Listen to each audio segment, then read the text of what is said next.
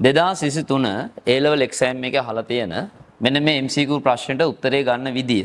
මේකේ දීලා තියෙන ඉතුරුම් 500ක්, අයවැය හිගය 100ක්, ශුද්ධ අපනයන ඍණ 50. අහන්නේ වාගෙන් ආයෝජන මට්ටම කීයද කියලා.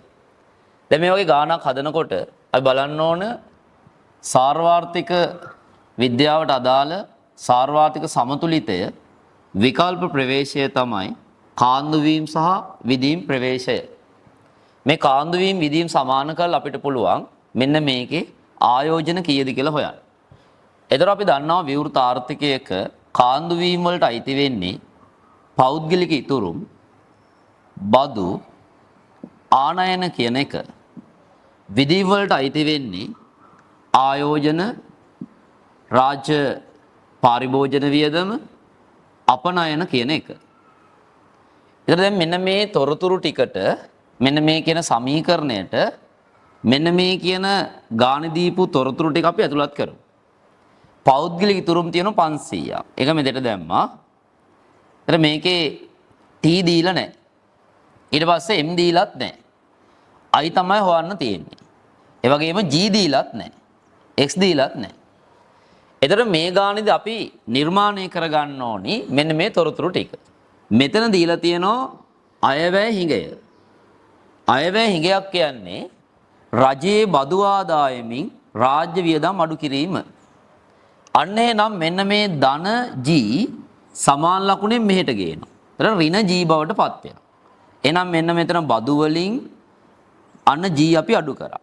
ඔක තමයි ඒතර අයවැය හිඟය කියලා අපිට ගන්න පුළුවන් වෙන්නේ. එතන මෙතනින් G අයින් වුණා. එතකොට මෙතන දීලා තියෙනවා ශුද්ධ අපනයන. ශුද්ධ අපනයන හොයන්නේ අනෙක් එක්ස්පෝර්ට් කියන එක හොයන්නේ x ඍණ m අපනයන ඍණ ආනයන.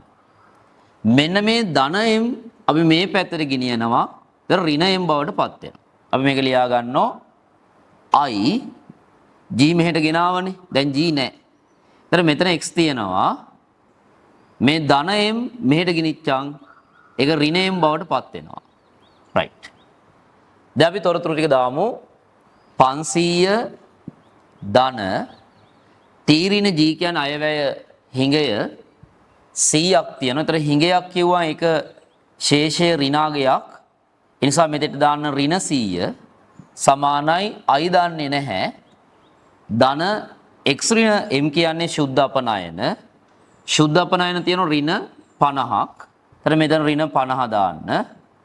දැන් ඔයා මේක සුළු කිරීම කරන්න ඕන. ධනයි ඍණයි ඍණ මෙතන 400යි සමානයි I ධන ඍණ 50නේ. මෙතනත් ධනයි ඍණයි ඍණ ඕන අපිට එහෙම ලියා ගන්න පුළුවන්. ධනයි ඍණයි ඍණ ඍණ 50. එතකොට ඍණ 50 එනවා මේ පැත්තට. ඍණ 50 මේ පැත්තට ආවම ධන 50 බවට පත් වෙනවා. අන්න එතකොට ගානේ ආයෝජන කියලා එනවා 450. ඔන්න ඔය විදිහට තමයි ඔය MCQ එකේ ඔය විවරණය ගන්න.